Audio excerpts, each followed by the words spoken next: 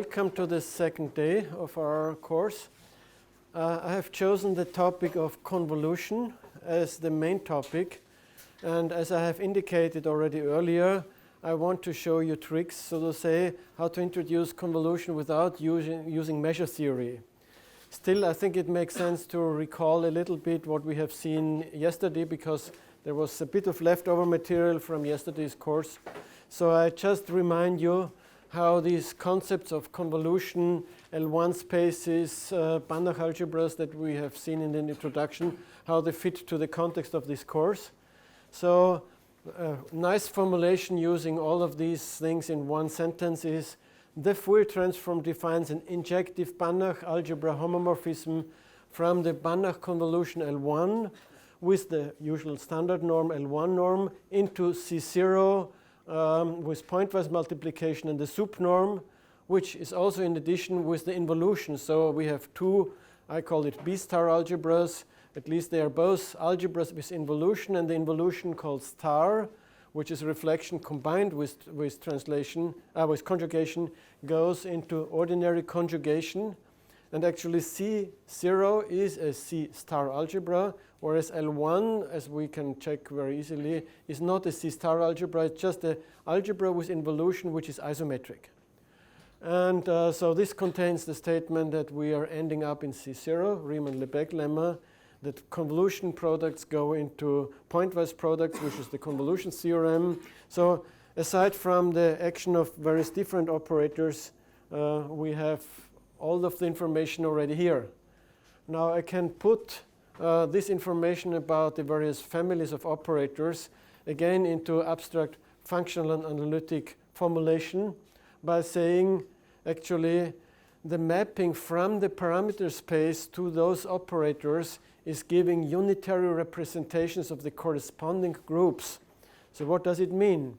It means if you choose, maybe first I start with the last one, the modulation operator, the frequency shift operator, you let it act on L2, then you would have unitary operators, but of course multiplying first with one frequency, then with another frequency by the exponential law is the same as multiplying with the sum of the frequency with the added sum of the parameters. The same story, of course, works with translation or so. For the dilation, one has to be a bit careful, and one has to choose the normalization so that it fits to the p parameter. So we will see over and over again, L1, L2, L infinity are really the most important ones. The p spaces fill the space in between. That's why if you understand things in all the three settings, L1, L2, L infinity, you are already quite well informed. So I have chosen for various reasons the family ST row operators of mass preserving or L1 norm preserving dilation operators. Actually stretching operators, if rho is getting large, the functions will be stretched. The support will be amplified by the factor rho. If rho is small, of course, it will be amplified to something small, which means it compressed. But the area, if it was 1, is always 1. The dilation or stretching, rescaling operator is just taking the graph and rescaling the basis without changing the values. And that's clearly okay for those who are just doing multiplication and looking at the sup norm. But we also have seen at some point that this stretching operator goes to the dilation operator. So whereas you take a Gauss function, it compresses. We will say it compresses to the Dirac, but we won't use this at the moment. On the Fourier transform side, we have again a Gauss function because Gauss goes to Gauss. But then we are stretching it. And assume I have a Gauss function here, and I stretch it, and I watch it only over this table. After a while, you will say it's almost 1. So in that sense, we will see how we can generate these generalized approximate units in these algebras. Just for notation and use later on, you have done the norm for the Fourier algebra FL1 no, I have not yet defined. No, I could say it in 2 words. The Fourier algebra is just, we know that within C0 all the functions which are Fourier transforms are an object. Yesterday we had this picture I was showing. C0 is my rectangle, and inside you had this rhomb. So it's a proper subspace. But we also have the inversion theorem, so there's a one-to-one correspondence. So for every function which is a Fourier transform, it's the Fourier transform of an individual one. And then, of course, you say, well, I just take the norm of the other side. So when somebody is saying I have a function, I like to use this terminology. I take FL1 function. How do you measure? You go back to this side and measure it there. I will tell you other stories about how to describe Bezoff spaces or so, where normally people use this back and forth, and I'm saying, no, take the FLP norm over to the temporal distributions and work there. If somebody has to compute it, of course, he will do it by taking the function or the distribution, taking the inverse Fourier transform in the sense of distributions and so on. But for now, you just can say, this is a norm. And because a dilation in the Fourier algebra, that maybe we use this as an exercise, a dilation, a d-rho operator in the Fourier algebra corresponds to a stretching operator in the L1 norm. So if the L1 norm is preserving the st-rho operator, you are just having a dilation operator which is preserving the Fourier algebra norm. So it's just, this is more or less twice the same story up to the injective mapping that we have into this. We look at, I mean, that's usually also what engineers say. We have the same information, especially when you look at Plancherel, in the function or in the Fourier transform. And if we measure a function in the Fourier algebra with FL1 norm, it's really the same as measuring in the L1 norm here. Now you see, L1 and FL1 are quite different. One is a little bit stronger than measuring uniform convergence. It's actually very hard to say when a function is convergent, when a sequence of functions is convergent in the Fourier algebra norm.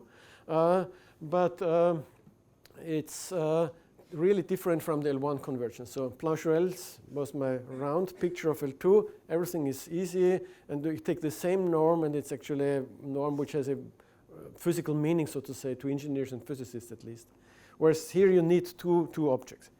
So the last comment on this slide is you can define, of course, the dilation either with an inverse or with a positive matrix, also for general matrices. This is interesting if you do image processing. You take an image and you rotate it. Of course, you can ask, if I know the two-dimensional Fourier transform of the image, I rotate it, what can I say afterwards? And more or less, it's rotating in the same way, in the same direction or so. We don't need it now, but I wanted to mention it. Now, we also have heard about the concept of bounded approximate units. So L1 and C0 are Banach algebras which do not have units. You can add a unit in that case we have an abstract, in an abstract construction. You can say, well, if you add to a function which is going to 0 a constant function, which is really what you would do as a unit, multiples of the constant 1 function, you would say, oh, I'm working with the algebra of convergent functions. So it's not anything magic or so. If you do it with L1, we will say, okay, you're adding the Dirac more or less. It's also quite realistic, but most of the time we will concentrate staying inside the algebra, having this as a kind of a limit.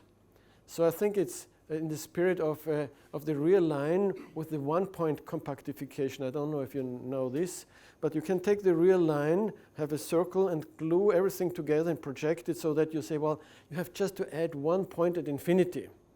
And then in this 1-point compactification, convergence to infinity just means, well, if you project it back, you're outside of any interval. So a sequence is convergent to infinity if you give me an epsilon, and then I'm sure I'm in the, if you give me a huge constant, which is telling me I'm close to infinity, and if everything is outside of the big interval minus kk of that constant. So that's just another way of thinking we have something which might exist, but we try to avoid discussing it, using it, or adding it artificially, for the moment at least. So what can we say? And the easiest thing is, again, to start with C0. That's usually a very good model. When is a family of functions an approximate unit for the pointwise algebra C0? And the answer is if and only if it is convergent on uniform, if it's bounded, first of all, so uniformly bounded, and if it's convergent to to constant 1 on compact sets. And again, that this is a necessary condition was clear because you have to be able to apply this on plateau functions, then it has to have this property. But if it has this property, if you test this candidate for an approximate unit on functions with compact support, it will be okay. If you test it on an arbitrary C0 function, you split it into a big part which is relevant and the rest which is small anyway, and you do this little 3 epsilon proof. Okay, so this is, I think, well understandable, which is not completely clear or so, which has been prepared in the notes or in the previous courses, was the following. If you take something like the Gauss function, and what we really, or what you were really using in the course was, it has to have mass 1. Engineers would prefer to take the rectangular function and compress it. We take the Gauss function because it's Fourier invariant, but you can take any function. Maybe a comment, it doesn't have to be positive.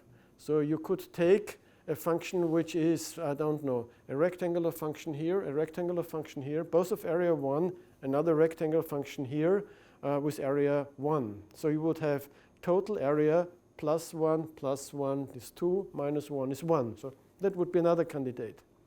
Now, what happens if you would compress this function? I don't want to do it here, but just do it with my bare hands, so to say.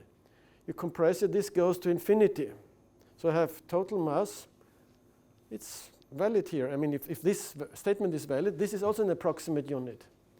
Now, without putting names, I know a book where it says, people believe that the Dirac function has to have the value +infinity at 0. It is not true. It may have the value -infinity at 0. I think this is a misinterpretation of the concept of a distribution. It tells you only that there are such functions where this value is going to +infinity. That's most of the time, if people take symmetric bump functions, rectangular functions, it blows up. You can have others where it goes to -infinity. You can take 2 rectangular functions which have 0 in the middle. It goes to 0. You can have sequences which do not converge at all. So it is simply not meaningful to think of the limit of this object at the point 0. And that's an important message in the sense that all this trouble with Dirac being +infinity but still having an integral which is not a Lebesgue integral but so strong infinitely that it still has integral 1, that's something we will avoid, and we will find good ways to understand it. So these approximate units normally don't have pointwise values, and it's not meaningful to think of any function as a limit of these things. But we will have in another spirit, we will have a limit, and that will be the Dirac delta, of course. Now, what I'm saying here is, so to say, a complete copy in the Fourier algebra. You could say there's an abstract theorem. If somebody has an isometric isomorphism between a Banach algebra and another Banach algebra, everything that happens here happens there.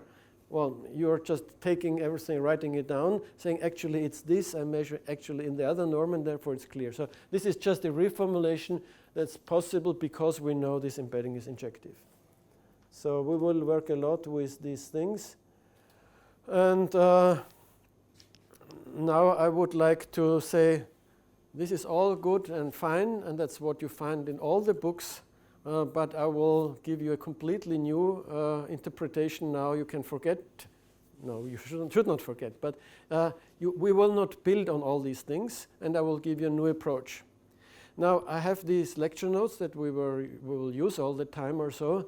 But I also realized, also partially due to the response to the MATLAB session this morning, that maybe it's nice to show you a little bit of thing with MATLAB. So kind of what would you do when you want to introduce convolution in a discrete setting.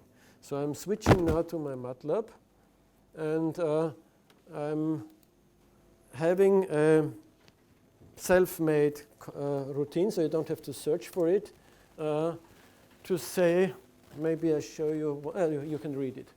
So my command is kind of essentially produce the convolution matrix, conv for convolution matrix, so the matrix on the 6-dimensional space. So for size of display, I'm choosing some modest size or so. The convolution matrix with the sequence 2, 1, 0, 0, 0, 1. And this is the result. And if you look at this matrix, then it's quite clear that you're just say that, I mean, how it was built. You are taking the first row, That's defining the convolution matrix. And then you're moving this matrix along the main diagonal. So, or in a cyclic way. So whenever you have the 2 in the first position, you move it to the second position. The 1 goes here. And of course, the last guy drops out and comes in at the beginning. And so you're moving this. So it would be, we have the unit circle. We are taking these things. So what happens if I apply the first row to a vector?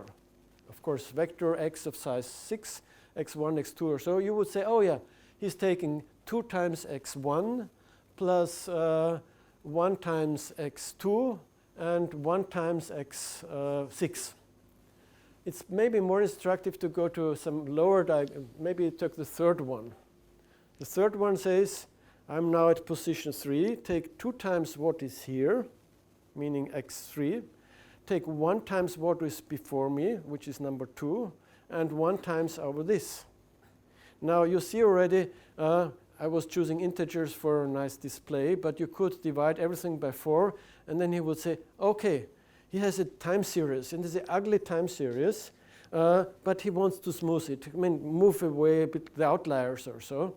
So what he's doing, he's going to every position and says, well, I take 50% of the actual value and 25% of the neighboring value. And then I go to the next position, I do the same, and the next position, I do the same. So this is really what a moving average is. And we will characterize these moving averages as exactly the matrices which are commuting with cyclic translation, and that will be the beginning of the story. Now, you have to remind me that I don't forget to explain this also. Now, the engineers would do a different thing. They would say, there's a black box, so to say. They don't look at, I mean, they look at the matrix, but they display it usually, say, there's an input matrix, and you would say, I feed in a vector and something comes out. And then they say, well, how can we find out what the matrix is? And we would say, well, we put in a Dirac sequence.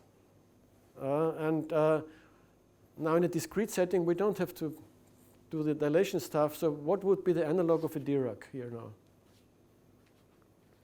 We take a unit vector, the first unit vector.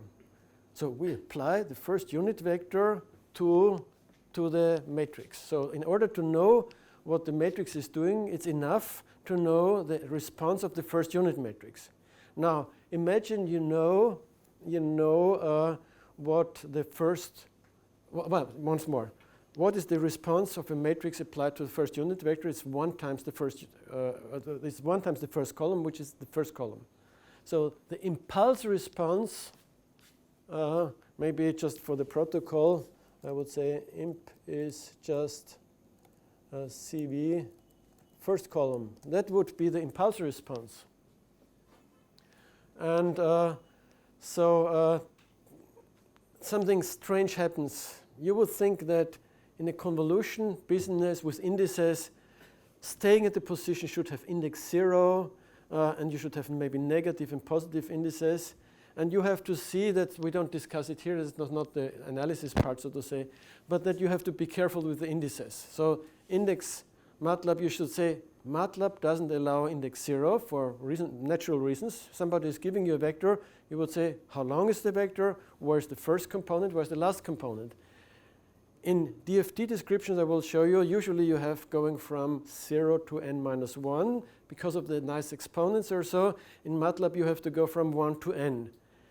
This is something that you have to learn. It's like you have some rule, and once you know it, and we put a comma when we write decimals. Americans and probably here in MATLAB you put dots. That's a very easy rule, but you have to know it, otherwise you are misreading some numbers. So that's quite easy. So the idea of an impulse response is really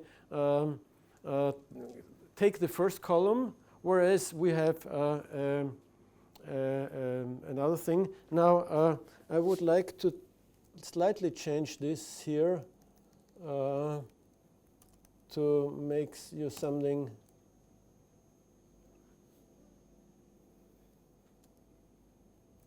So what I have changed is I've taken an asymmetric thing. And if I take an asymmetric thing, Okay, now I don't see if you can do it. So it was 2, remember, 23001. What is the impulse? It's not 23, it's 21. So what is happening, and you can take a random things. If you first write a row, then you do the shifting business, and then you read out the first column, you read it backwards. Now backwards again has to be taken with care because you're starting with 0, and 0 is the first one. So roughly speaking, we have the flip operator. Maybe I'm showing you this. I have a command doing the involution for my discrete setting. 1 to 6, let's say, is just this vector. And if I do the involution, it's real valued, therefore you won't see any conjugation, of course. But then it would be something like this. So involution means take the functions on the unit circle, maybe like this, starting at 0, meaning omega to the 0, and you would say positive sense, go around. Doing it backwards means you start at 0 again, and then you read the last one was my left neighbor. So it's really about how to cut the torus, how to cut this, which one has to know. Now the next thing is, I have already done this in the practical course. I would like to show that a circulant matrix is diagonalized with the Fourier matrix. Maybe I'll try to do it here. Okay, my MATLAB is too busy with other things. Okay. Yeah, I'm describing the Fourier matrix of psi 6. So just to tell you what we have seen yesterday also.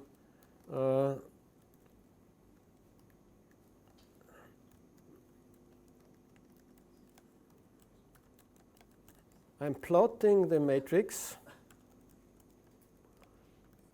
the Fourier matrix of psi 6 by plotting it. Every value that comes up is a complex number in the complex plane with some error here. Ah, yeah, the bracket is too much here.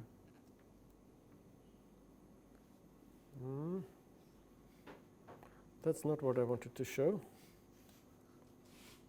Ah, yeah, of course. No, I've not plotted a unit matrix. I plotted the unit vectors, which is not interesting.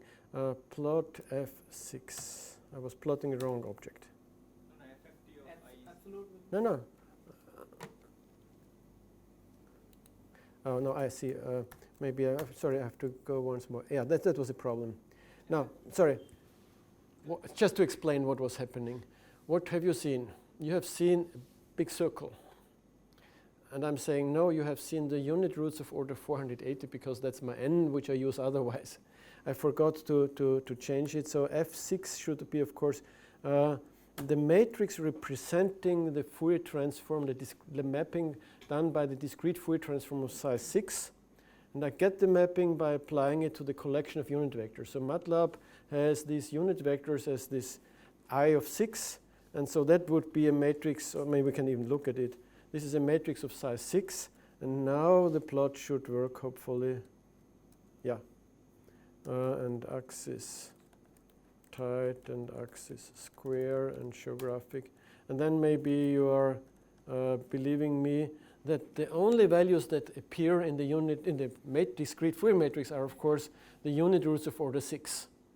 And we have seen yesterday another picture where if you don't do it with a star, but you connect all these points, then you see a more simple picture. Again, I could rescale it or so. You see 6 is a small number and it has divisor, so it's not so nice as the 17, which was a prime number. But that's actually not really the point. That what I want to show you is I was doing FCV, I think that was, yeah. So I'm conjugating this convolution matrix that I have built, so this moving average matrix with the Fourier transform. So I'm saying what happens if I change the basis from this, and I can actually take a look at this. And now there are a lot of zeros. And if you look at this, maybe I'm doing an image scale of FCV, maybe the absolute value of FCV. Then it's quite clear that what you see is it's a diagonal matrix, so we have diagonalized it. So what is the diagonal of FCV? It's some numbers. And what is the FFT of our sequence, which was the sequence, now I have changed it to 2, 3, 0, 0, 0, 1, if I remember correctly. I want to see it. Is it the same thing? Well, not really. We could try to plot it, but I have a command which says, well, maybe, I mean, actually it should be the same, but maybe I forgot some constant. And that routine is a private routine again, says diag of Fourier version of my convolution matrix and FF, and the answer of this one, and answer. And the routine tells me immediately, yes, these two vectors are equal. First I check whether their lengths are equal. No, they are not equal in terms of length. It's 6 times as long, which is not completely surprising because we know, and maybe that's another test, I would like to look at F6 matrix multiplication with transpose conjugate. So I'm doing a test whether my Fourier matrix that I have built is unitary, and you see immediately it's not unitary, it's only unitary up to scaling. I mean, you cannot have this nice property of being kind of following the tradition, and there are many other reasons why the Fourier transform is done like it is done. But then in the discrete setting, the constant one, of course, gives you constant. I mean, sorry, it's the first unit vector, sorry, gives you a constant function. And the constant function of length n has as a length which is 1 squared plus 1 squared n times, so it's square root of n. And doing it twice, I mean having this wrong normalization in the forward and in the backward transform gives you exactly a scaling error of -1. So another way of verifying this is it true that F6 prime, this is the conjugate of the transpose conjugate minus the formal inverse, I mean really computing the inverse, is the same, and the answer is up to, remember, epsilon is the numerical precision. That's the smallest number more or less that this system knows.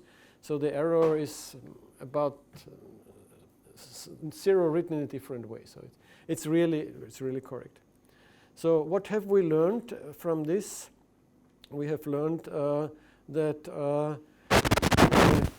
there seem to be good chances that a matrix is maybe A6, I do my test matrix, is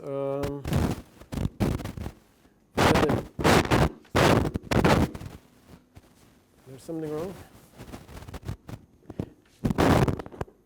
That the matrix which is circulant can be diagonalized with the Fourier transform.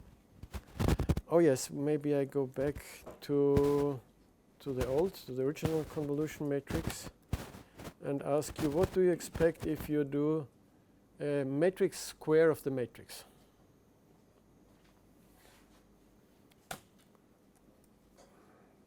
Does it ring some bells? Yeah, it's not really clear. No, but maybe first just the square. So look at this. So sorry, now I have. It's just.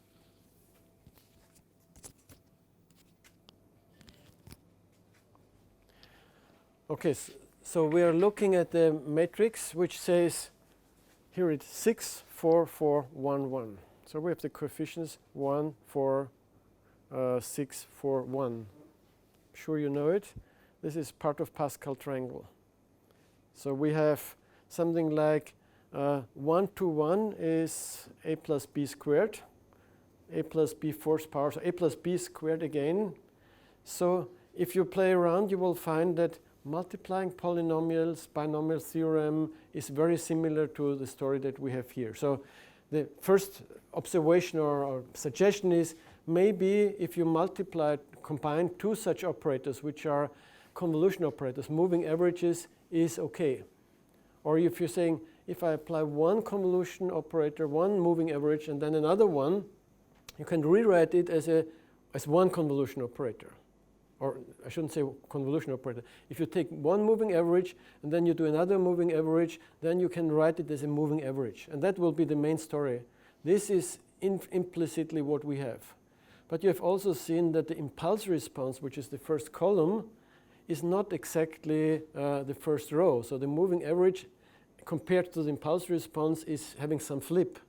And that's why we'll have some nasty flip in some of our formulas. I have realized that one maybe should separate the explanation in first we're discussing only moving averages, and then we discuss that moving averages are convolution operators. In the script, everything is in a combined way. Every operator commuting with translation is a convolution operator, and therefore you need this flip operator built in. Now, one thing that I would like to show to you is I take a test matrix of size 6 again, and E6 is my unit matrix of size 6. And now I want to show you, or I want to define a translation operator, which is, what is the translation operator doing? It's taking a sequence x1, x2, x3 or so, moving x1 to the second position, x2 to the third position, and the last is coming over here. So if I say, where are the images of the first unit vector, you would say it's the second position. So the first unit vector is on the map on the second on the third or so. So how can I describe the matrix? And I'm just reshuffling from this matrix. Okay, I should use E6. I'm reshuffling the row numbers. So I'm first using number 2 to 6, and then number 1. And then I'm taking whatever I have. I hope it's, no, that was wrong. Yeah, maybe I take T1 is T1 transpose. I was doing a wrong thing because I was sloppy, but maybe now you see, I have the matrix that I'm interested, yeah? So it's the matrix describing maybe T1 applied to 1 to 6. Oops, no, applied. Then I have to, it's the row vector, so it shouldn't need a column vector. So 1, 6 transpose apparently is the column vector, 1, 2, 3, 4, 5, 6. Applying this matrix, it moves the 1 to the second position, and so we have just verified this is the translation operator. Now I will tell you that we should concentrate on those operators which are commuting with translation. In a discrete setting, all the possible translation are by 0, 1, 2, 3, 4, 5, 6, and 5 is minus 1, of course. So if we understand what happens with an operator, it's a matrix now, if we are conjugating it. So a matrix, we would say an operator commutes with translation if Tx with A is A with Tx. But bringing it on the other side, we would say A must be the same as T times A times T to the minus 1. And T to the minus 1, that's also just to verify it's obvious because it's we're not changing norms, therefore it's a unitary matrix. But just to verify it kind of without much thinking, I show you that, okay, wrong. That clearly the inverse matrix and the transpose matrix are the same. And the inverse matrix is, of course, shifting backwards. And I was doing the shift in the wrong direction first. OK, so now we have our matrix A, just to recall it. So it's the standard matrix that I use to indicate how MATLAB is labeling the position. So it starts the first column 1, 2, 3, 4, 5, 6. Next column 7, 8 until 36. So this is, and now I'm doing A1, which is T1. I'm not caring about if I do the forward or backward shift. I will see what I'm doing. T1 prime. Yeah, okay, it's actually what I wanted to do. So you could try it separately. I just want to save time or so. Separately would mean you multiply it from the left or from the right. Well, that means I'm reshuffling rows and columns. So if I'm shifting all the columns one to the right, the first column will become the second column. The one will move from position here to position here. Then I do the same on the other side, which means I'm reshuffling rows, so it goes down. So actually all the entries are moving down along the diagonal. There's another way of visualizing it, which I try to skip now, is you could say I'm buying a tile for my bathroom or so, small tile, which is having some pattern. And then the main diagonal is continuing forever. Everything is periodic. And then, of course, shifting down, everything that drops down is just on the same on the upper position, but on the next tile or so. That's maybe a good way to understand why things are going down. And in the very old days, when we had computer screens, the cursor was really on that torus. So when you wanted to come from here to here, you went a few steps to the right, and it was coming up on the other side, which I found quite funny. But it's really, the screen had the topology of the two-dimensional torus. So these ends and these ends were glued together.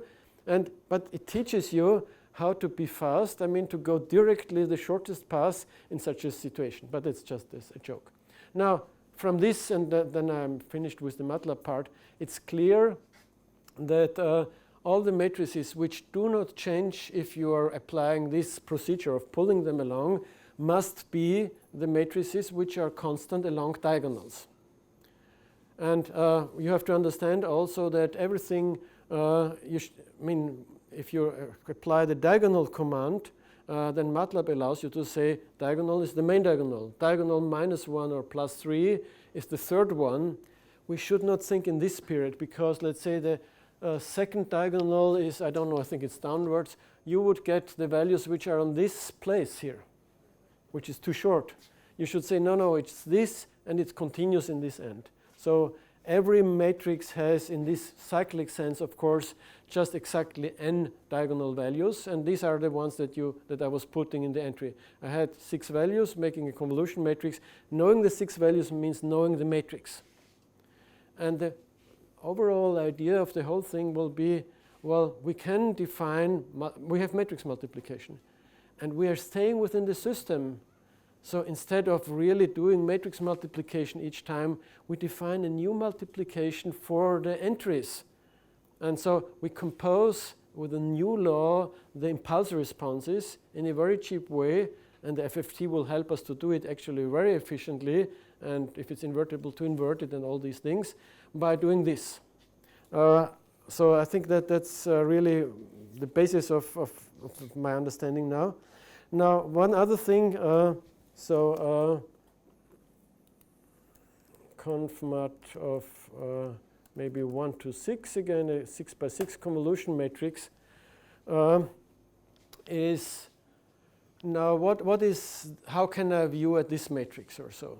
And you will probably say, yes, he has taken 6 numbers, and he's constantly continued or so. But I can also say, well, of course, it's a sum of 6 side diagonals. What is the first diagonal? What is the 1, the main diagonal? What is doing as a matrix? If I would give you the diagonal with constant 1. It's, of course, the identity matrix. So it's just doing identity operator. We have seen the T1, which was the shift operator. So the column where the 6 is actually 6 times T1. So I have a shift operator. I have the action of all these 6 together is a shift of the input vector by 6. There is a 2 here, which is on the other side. So it means a shift in the other direction. So I'm shifting 2 times the sequence into the other direction.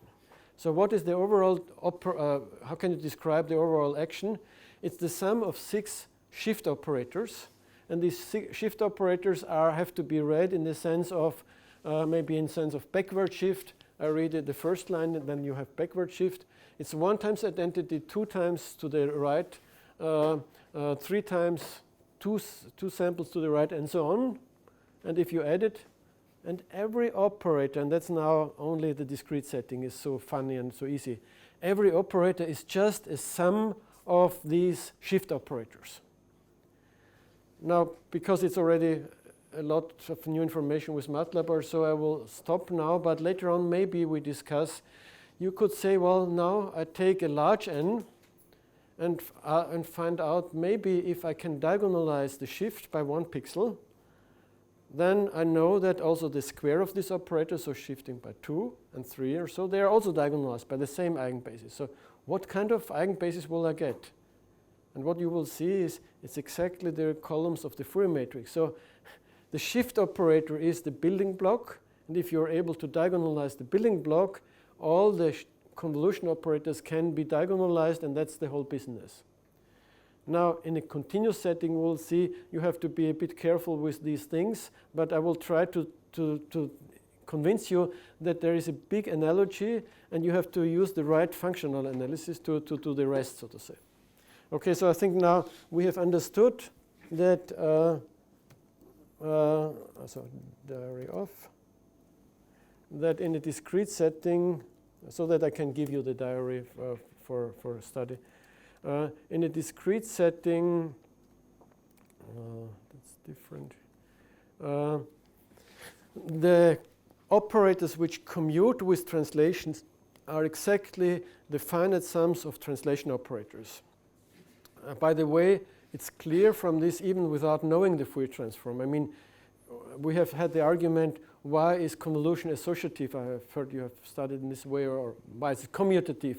One argument could be because pointwise multiplication is commutative. We could now argue on the basis of this diagonalization trick. The matrices have been diagonalized, probably all of them. Yes, all of them are diagonalized with the Fourier transform. Diagonal matrices have a commutative structure, even if you are living in a non-commutative big algebra of 6 by 6 matrices. They are commutative, therefore everything is okay. And we will see that's not so obvious in the more general situation. Are these matrices essentially same as what is otherwise called Toeplitz matrix?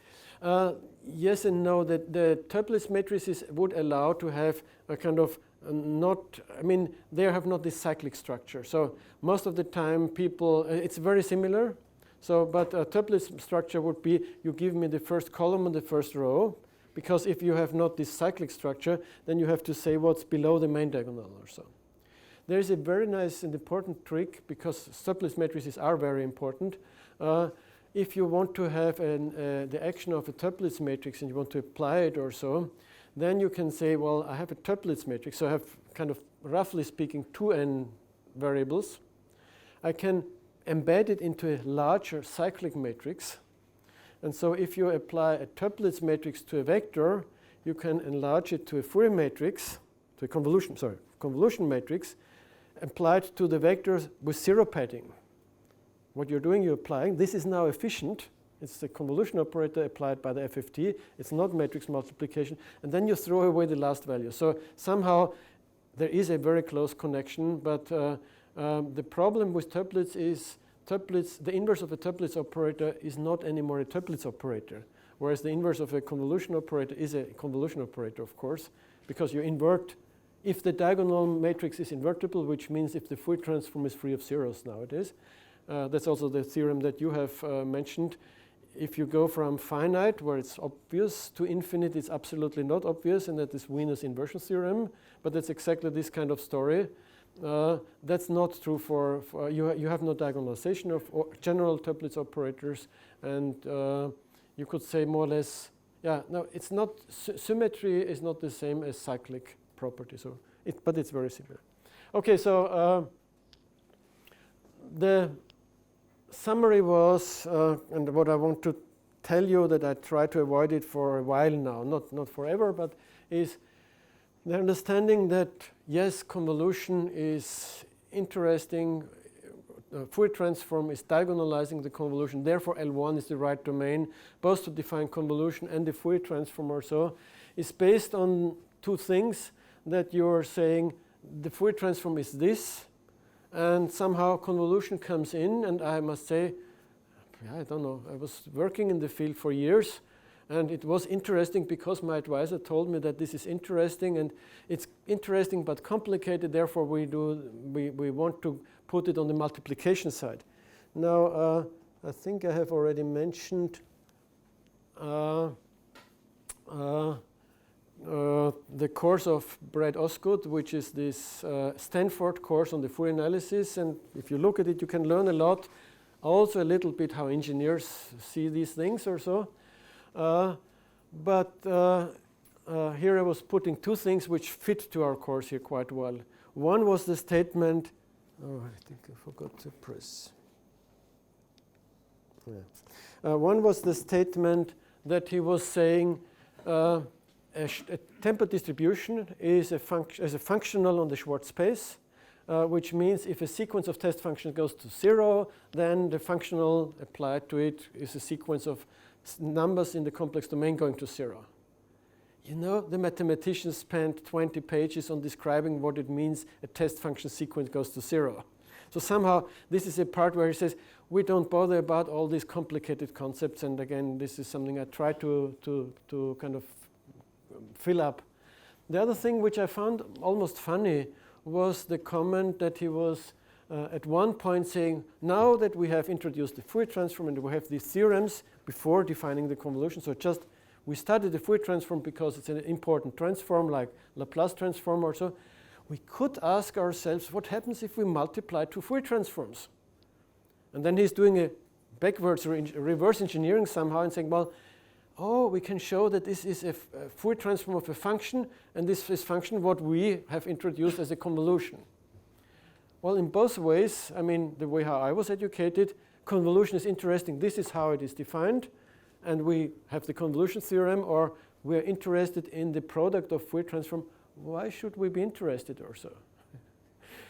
And the answer is a little bit hidden in the courses that engineers get, mostly electrical engineering courses in the first year mostly, where they learn about systems. What they call system theory or linear system theory is what we would call in mathematics linear operators.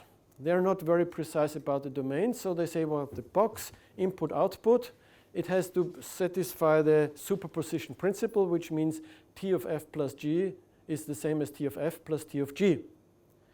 If you think a little bit, that is really crucial, because then of course T of g plus g plus g is, we would say T of 3 times g is 3 times T of g. So it's okay with scaling with integers.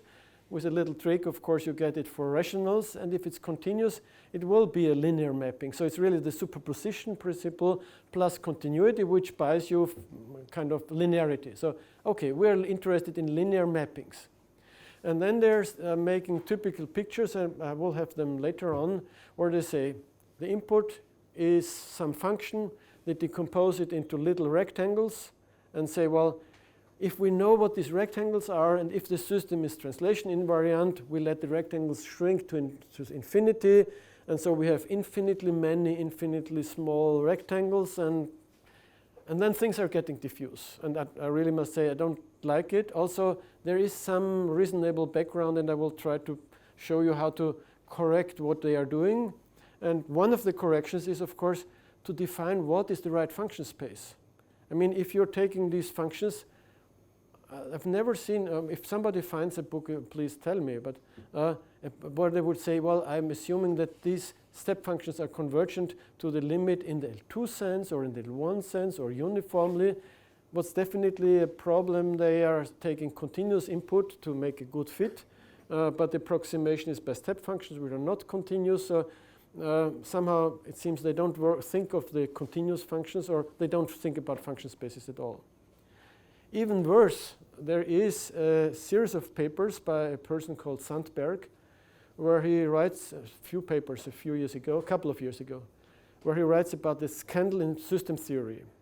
And he says, with some mathematical tools, actually on the basis of Hahn-Banach, he shows that there are translation invariant linear operators on the space of bounded continuous functions, which are translation invariant, so you feed in bounded continuous function, you get out such functions, and they are not represented by convolution operators.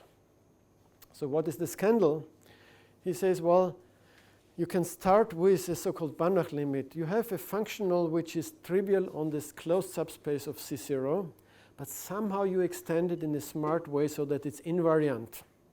And this linear functional you use to define the operator, take any input function, from bounded continuous function and map it to a constant times, the constant function times the Banach limit. And that's an invariant procedure. And then my reaction was, yes, the space CB is too big. We should just try to replace it by the closure of the test function. And that's what we have with the C0 space. So that's separable, that's much better. So let's try if the problem is, of course, the problem is, to finish the scandal story, when you test the system on C0 function, C0 functions are having limit 0, so you get 0. So the candidate for representing the operator as a convolution operator is the 0, but the system is not the 0 function. I can also later maybe explain why I think it's not really a problem for the applied people, and that's really a difficulty for a guy like Mr. Sandberg, because he's taking some mathematical theory and saying there is a problem with the way how we tell our students what's going on. But the practical people say, but it never happens or it's not irrelevant. And I think it's a wrong discussion. I would say he has made a right observation, but a wrong conclusion on what's going on. So you should choose a slightly different model. That's what I will offer to you. We should just take the translation linear systems as operators on C0. Then you will see everything goes through. And we should make these assumptions explicit in the engineering books and in the mathematical books, and then the world is fine. And then you can ask, did we omit any practically relevant system? And there have also other good arguments. No. Everything that is relevant for practice is that you have some input for a while, you're watching the output for a while. If at the end of all times somebody is telling you it wasn't the 0, it's not relevant. So things which are a little bit localized are okay, and that's what we will do. Okay, so now comes the formal definition and the starting point of the story. So you can reset your knowledge about convolution, at least in principle for a little moment, and say, well, we try to do what we have seen for these matrices, for the discrete case, now for the continuous case. And C0 is the easiest function space. We take continuous function with compact support, we complete them or have concrete description of the understanding, but we take now all the operators which commute with the translation operators. I'm choosing, and that's in the subtext here, the symbol H sub r, which means homomorphism, so it just means linear operators from the space on which we act. And there is a group action. The group action is, sometimes people call it the regular representation. It's just we shift around these functions. This is isometric or so. And if you have all those homomorphisms which commute with this particular operation, then it's fine. So just as a side remark, you could take image analysis and you could ask, well, are there any operators which are compatible with dilations? And if you think a little while, then you would say, well, probably rotations are okay. You can rescale an image and rotate it, or you can first rotate it and rescale it. So at least rotations would be operators which are okay, and then you can ask, are there other operators or so? And so, but okay, we're doing this. So again, because I'm feeling as a representative of harmonic and general harmonic analysis, I think whatever I'm trying to do is something that you could do in principle on every locally compact abelian group. And the finite groups are most of the time not a completely trivial example. So cyclic group of order 6 is in a special case. So what are the operators that commute the T set where the powers of shift by 1 pixels? These were exactly the convolution matrices. So somehow we are putting ourselves in this situation. Now, I will give some basic facts about this space. So first of all, it's a space. You can test is a function, is an operator commuting with all these things. And it's also clear, for example, if it's commuting with a shift by fixed alpha, it will also be okay for 2 alpha, 3 alpha, or minus alpha. So whenever you have shift invariance for one number, then you will have shift invariance for a whole lattice. And if you have shift invariance for two irrationally related numbers, then you can even combine them, and you will find out then there's a dense subset, and then they actually commute with all of these operators. So also the test appears to be an impossible test. How could somebody ever test if an operator is commuting with all the shifts? You can reduce it to generators or so, but not just one generator. If you have just one generator, you test invariance under one lattice. Okay, now the first thing is it is a closed subspace. So if somebody, this is really an exercise only, if somebody is giving you a sequence of operators and you take a limit, then the limit operator will also commute with this property. If you think in terms of matrices, it's absolutely clear. If somebody says you have even just coordinate-wise conversions of things which are constant along the main diagonal, the limit will be constant. I mean, there is no surprise to this. A better view, however, is, and that's where I want to introduce a little bit or recall a little bit of alternative definition, that's the strong operator topology.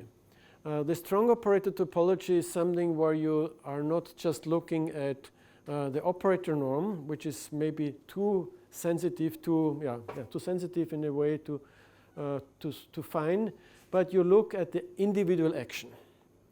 And sometimes I'm thinking in terms of physics or so, if someone has a model for a simulation model or so, and then he wants to know if it's good, he would not test it over all possible, cannot test it for all possible things. But he would say, well, I'm taking a representative family of situations and I test for this situation or this situation or this situation.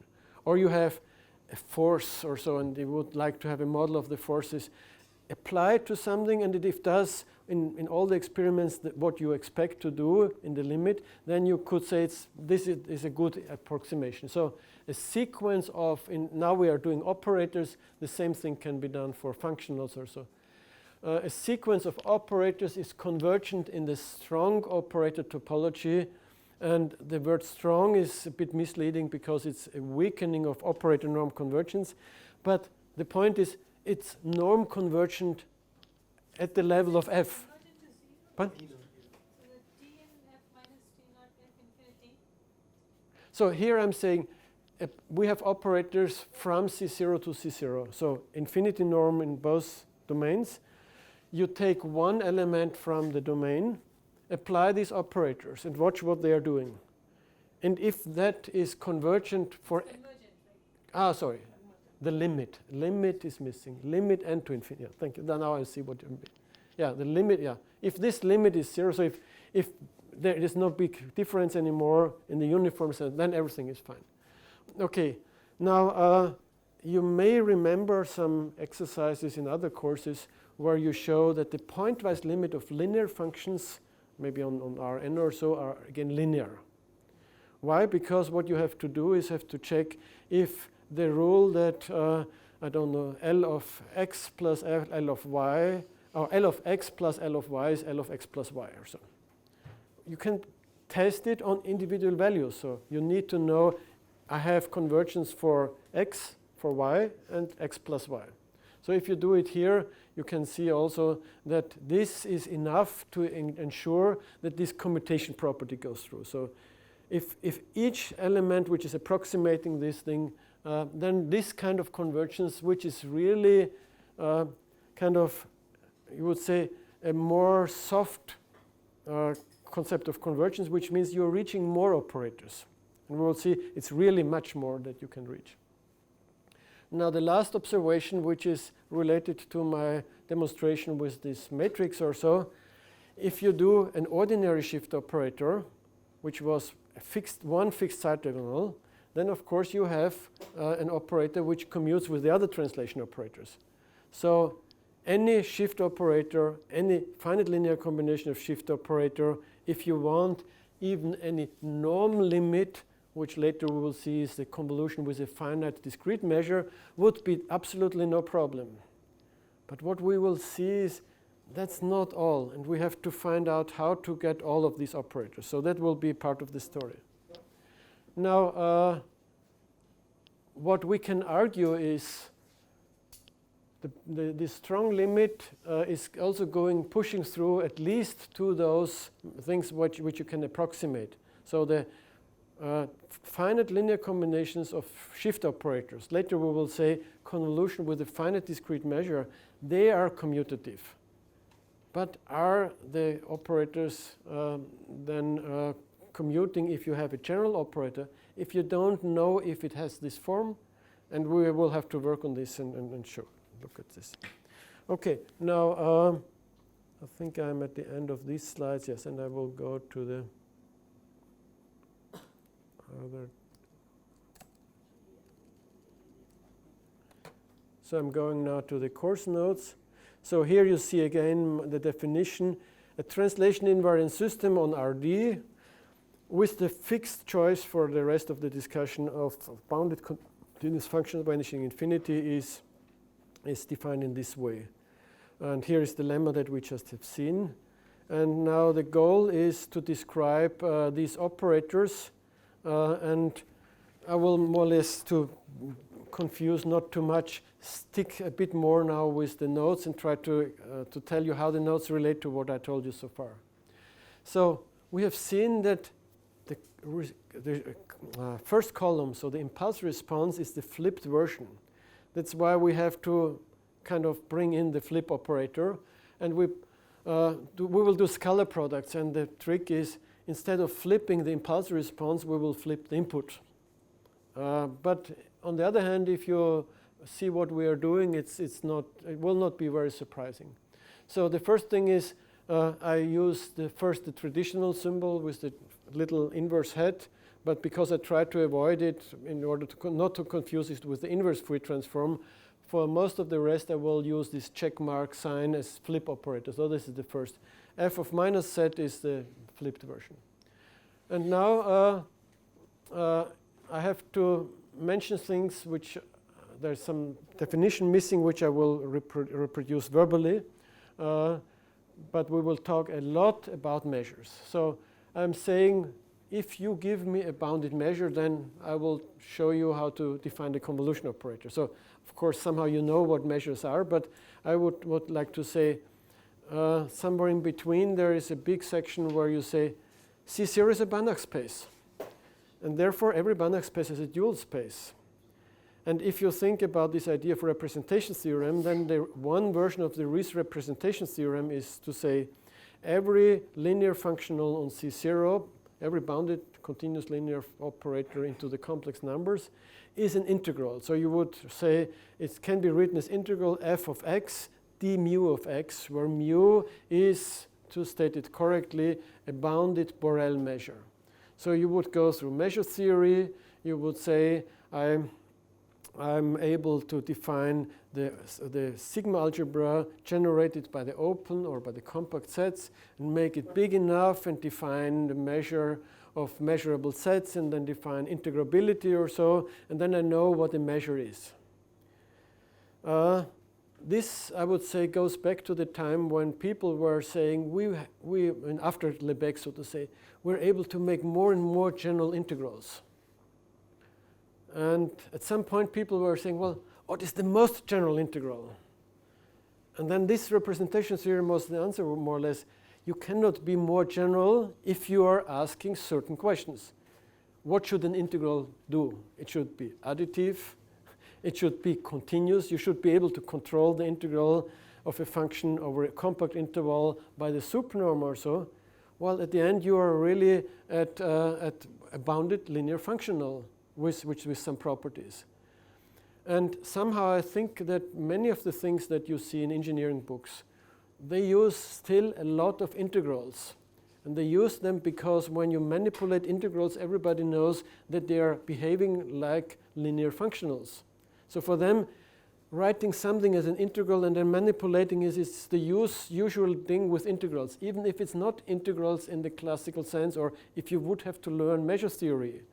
And I think it's much better and much clearer to say, well, we're using linearity, and we're using maybe continuity of our functionals, and that's all. We don't have to use a formalism where we say this is a real integral, the other is not not a Lebesgue integral, and here you have to learn measure theory. So I will try to avoid this. So the difficulty is, of course, I cannot use now any of the tools from measure theory.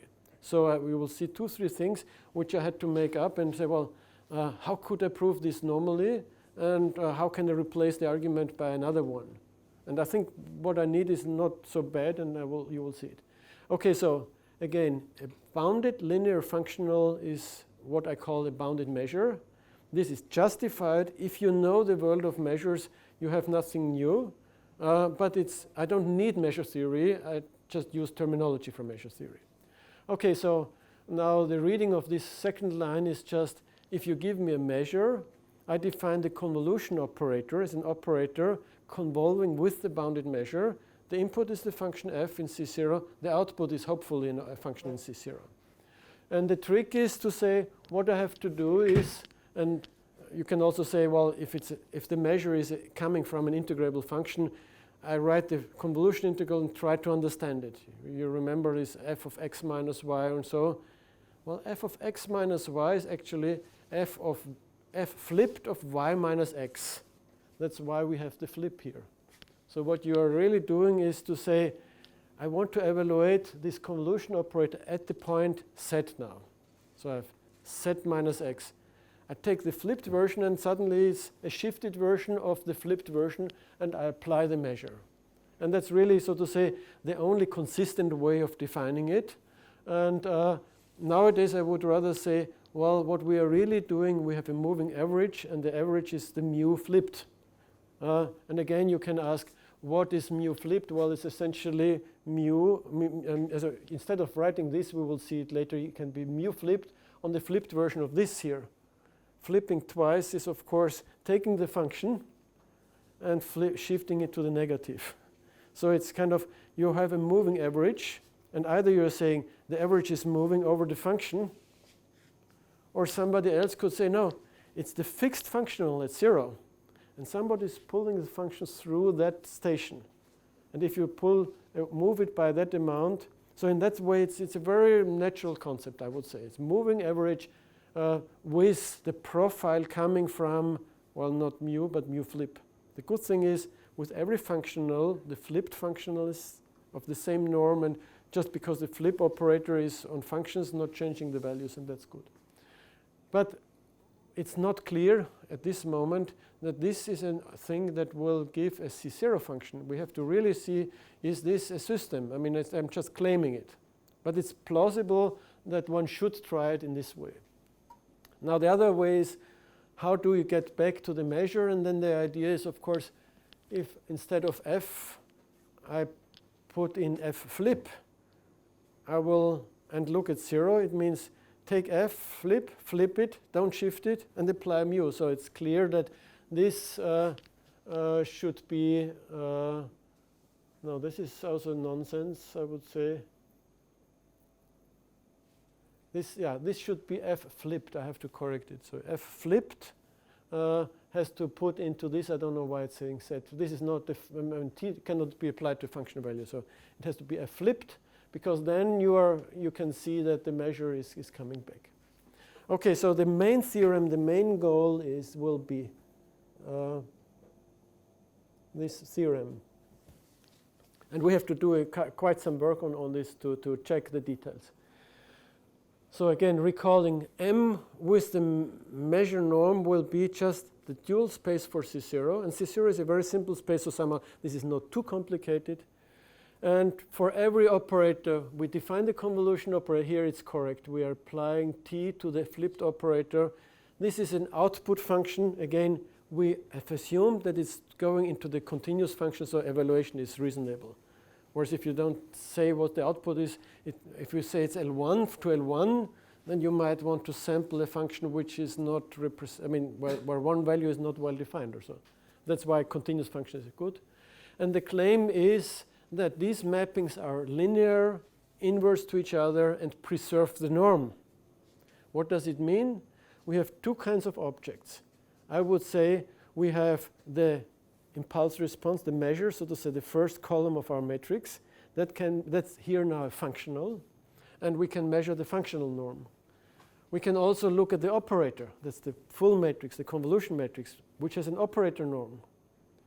And what we will do essentially is, aside from checking the good conditions, is to say, well, we can control the norm of the convolution operator by the size of the measure. Then we control the size of the measure that we pull out of the operator by the size of the operator. Then we show their inverse to each other. If some mapping is non-expansive here and non-expansive here, and the composition is the identity, then they must be equal. Assume that in any case, let's say the convolution operator might have a strictly smaller norm, and then we make a functional out of it, which is the original one, applying to something smaller, and it should come back to the size. That's not possible. So the isometric property you see here, the measure representing the system T has the same norm as the operator T, the translation invariant system, or the convolution operator induced by the measure is mu.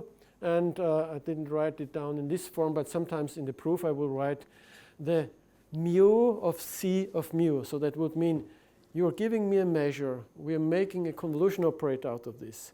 Then I'm saying I have a formula that tries to make out of that convolution operator a measure.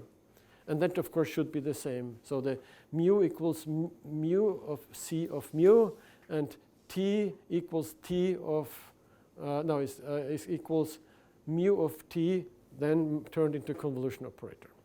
Okay, so the proof will have several steps, and I will try to guide you through the main points. One of the points will be how one can prove that the resulting convolution is in C0. That will require some extra work. I will see now how the notes go, if I explain it before the break or after. We have multiplier theorem for L1. Yeah. Is it possible to go from L1 to the Fourier algebra side? Yeah, I mean, going with the dense subspace of yeah, certain so my point here is essentially, of course, this is L1. So you could also say the multipliers from L1 to L1 are also the measures. That's really, and these results are very related. The only thing is that the usual proof is actually, you would say, I apply this Gauss sequence, the approximate unit, to such an operator which commutes with translation. Actually, if it commutes with translation, it commutes with convolution. That's the usual argument. So the bounded approximate unit is mapped onto some bounded sequence in L1. And then you would say, therefore, it must be weakly convergence, because not because it's in L1, but L1 is sitting inside the measures. Yeah. And therefore, in the measures, it's a dual space. And therefore, it will have a weak star limit, and that is the kernel of the convolution operator. Now, what you will see here is I'm not using any one. I will mention L1 only much after this. So that's kind of, I'm coming from the other side. More or less, of course, I'm thinking of L infinity, more or less. But because of this scandal problem, I'm trying to make something smaller. Yeah? Okay, so let's try to see what kind of arguments we need. Maybe just typical lines taken out of the code. The first thing is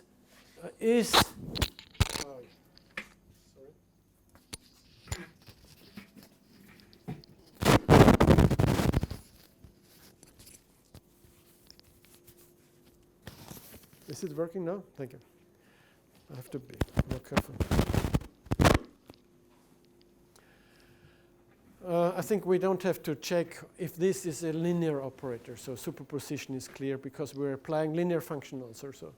But can we control the size of the output? And of course, we just write by what is the value of this convolution operator at any given point. Well, by definition, it's applying the measure on this flipped shifted version. So how do you control the value of a functional on a function? You're saying this is the norm of the function times what your input is. And then it's very clear that if you take a function and you shift it around, if you flip it, the values are always the same. So you replace this shifted flipped version by this here, and you see the maximum norm of the convolution of the convolved thing cannot be larger than the original one. The next thing is, for example, is this convolution operator really commuting with the shift operator? I would nowadays say it would be easier to take this moving average point of view, but even here you can see how it works and how these operator symbols are useful for such proofs or so. You see it's rather compact or so, and I'm just putting definitions and simple rules of manipulation. So what is the convolution operator applied to a shifted function? Well, I look at this at an arbitrary argument x, and it means I have to take the mu, I have to take the function t set f now, and have to see what happens if I flip a shifted function. And I've already tried to make it short. Here's the flip is still this little symbol. It's flip the function but shift it to the opposite direction, of course. And then you do shift by the argument by the argument of the convolution operator, which is the x. Now, if you shift first by minus z and then by x, it's of course a shift by x minus z. And I would say, oh yes, this is some convolution operator now at the argument x minus z. But that's applying to the function with the name mu convolved with f in the standard terminology at the argument x minus z instead of x, which is a shifted version of this function here. So it's just using the symbols to see this function is okay. Now, in the previous step, or I think in the exercises, we were discussing a little bit how we can characterize uniform boundedness. And somehow with these tools or with these properties, it seems to be easier for me to prove that uniform boundedness is preserved. So I know the function is in C0, but I don't need at the first step, I will have troubles to find that the target is in C0, but first I want to show, is it continuous? But instead of continuity, I say a C0 function will be uniformly continuous, and that's preserved. But that's quite easy with, again, one-line proof. I have to check how far is a slightly shifted version of these functions by name C mu f, so mu convolved with f, from the original version. Now, the operator, first of all, it's linear, and it commutes with translation. So I can put the set t set f to the inside. And using the linearity, I can say, oh, it's the convolution operator applied to the difference. I see there's an infinity norm missing here. So what I can do as an estimate, we know already from the first line that you can control the output of the convolution operator by the size of the functional times the input. And the input is something which is small because the function f is uniformly continuous because it's C0 and so on. So uniform continuity is preserved. So what we see from few lines of proof, we get a bounded operator, a bounded linear operator from C0 into the bounded continuous functions. But that would not be enough, and we need to work further.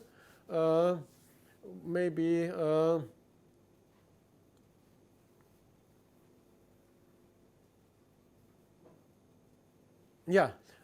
think what was coming next is that we are trying to convince ourselves that in a standard terminology we would say if I convolve a function with compact support with a measure with compact support, the result is having compact support. So I'm trying to say, well, we could try to multiply the measure with a kind of plateau function. We will have to discuss this in detail after the break or so. So what is the multiplication of a measure with a function? Well, this is a functional applied to a function, and you are describing it by saying apply the measure to h times f. That's a relatively easy definition or so. So I'm trying to say, well, maybe we can approximate the general convolution. This is what we want to show. We want to see if this is small. By a convolution with a truncated version of the measure. But again, the convolution is not only linear with respect to the f input, but also with respect to measures.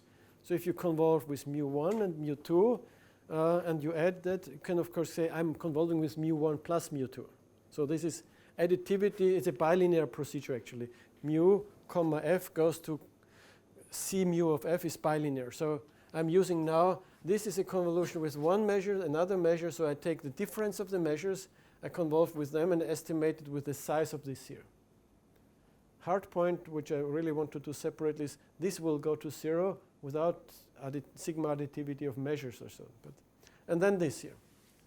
And then on the other hand, I think what I will do is I will look, and that's more or less the trick that we have seen when you were doing this convolution of rectangular functions, or any two functions. So today we have looked at the convolution of triangle functions. You're saying you're taking these two functions, you flip one, and then you move it around. And if this is living here, this is living here. If they are so far apart, if the product is 0, the integral will be 0. 0, 0, 0. Oh, they are touching now. It's interesting. Interesting. They're again not overlapping anymore. So that trick is kind of coming in now. So I'm saying what happens with CH mu of f. And here you more or less, hopefully you can read it. It's just more or less the definition. It's you apply the functional. It has the name h times mu applied to the flipped shifted function.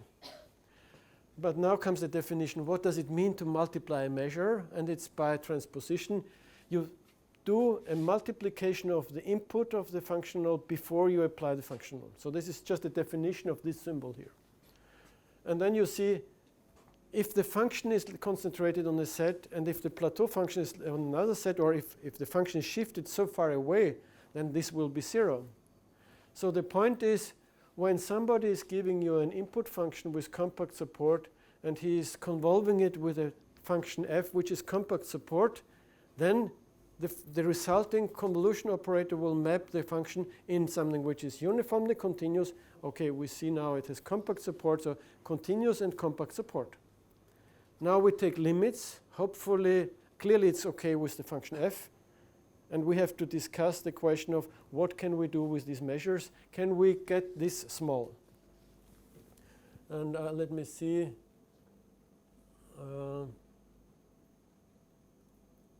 Yeah, I think I would like to try to give you an idea about the inverseness and leave this point open. So for example,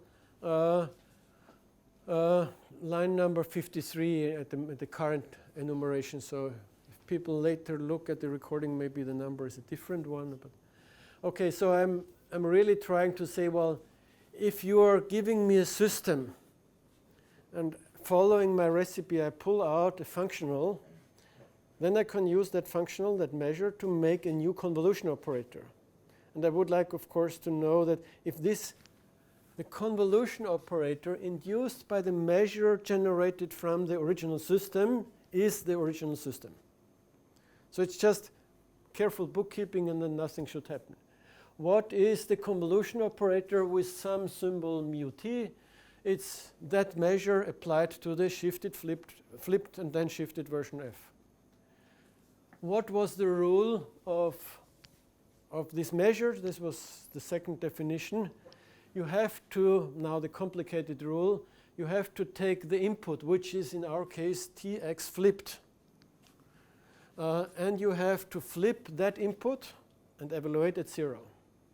Okay? But what is it? It is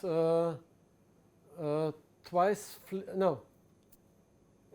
flip the f is the f, of course, but the sign of the shift is moved away. So I'm getting t of t minus x of f at 0. And now I would say, reading it, there is one step missing. This t times t of x should, of course, written as t of x of t. So it should be t minus x. I mean, flip the operator with the t to finish. And then I will say, oh, yes, it is t of f at x. So the last two terms are missing here. So I'm starting with something applied to f at x, and the result is, at the correct reading, t of f at x. This is true for every x. Therefore, this convolution operator is t of f. Therefore, t equals the system that is induced from, and so on.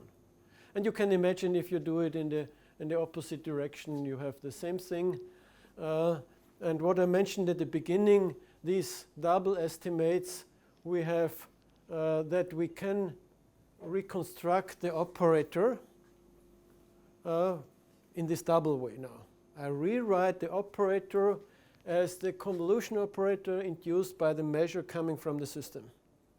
I know that I always control the operator by the measure. But in the second part, which I have kind of skipped, I was proving that you can control the size of the functional by the size of the measure. But it's very easy. I mean, if somebody tells you that I know the sup over the output signal, then of course the value at 0 will not be larger than the sup over the maximum. That's really the key argument. So this is very easy, easier than this one. But you start an inequality where the same thing is at the both ends, and that clearly says that they are exactly equal, and that's the true thing. Final statement is you are saying I'm having a measure, make a convolution out of, I mean, that kind of, we had this inverse on one direction, now the other direction. You take the measure coming from a convolution operator and verify that, of course, that as the attached measure is the same as the original one. I think more or less in words I have already explained that. Last remark for now, engineers call systems where you control the size of the input by the size of the output BIBOS system. And they talk about bounded input, bounded output system. They're not really saying C0 to C0, but I think it's a reasonable assumption. And it's another assumption where you could say, in many cases, you could say, well, maybe they just mean that every individual bounded function has an individual bounded output. So they are not really talking about bounded operators in our spirit, in the sense of operator norm or so. But then I will say, well, if you have any reasonable operator, you can easily come in the position of applying the closed graph theorem, and then again functional analysis pulls you out of the difficulty. You apply the closed graph theorem to show that an operator which is kind of reasonable plus maps individually bounded functions into bounded functions must be also a bounded operator. And in this way, I think conceptually, one should really think what we have shown is now all these BIBOS systems kind of a little bit twisting the formal definition that engineers do, or actually they don't give formal definitions so much. But the viewpoint they have on these systems is what we have here. Now, another outlook, which is I will not do right now, is if you have an operator, we have heard, in that sense, can really build on good things. We have an adjoint operator. So the adjoint operator maps from, now we have operators from C0 to C0. And the adjoint operator should go from the dual space, so it must be from measures to measures. So now we have a way of convolving measures with measures, which is more or less what is the standard definition. And then, of course, you will find some things, but I will introduce convolution in a different way. So we have two questions. Is what we have seen here, how is it related to the convolution that you know, if you know it, or how can one get properties of convolution? How can we define convolution once we have this? But before this, we have to see that this C0 mapping, this decay mapping, which is related to can we approximate measures by measures with compact support. That's really a crucial part now. How can we do it? And I think I can do it in the second part, and then you have enough material to think over the weekend. Thank you.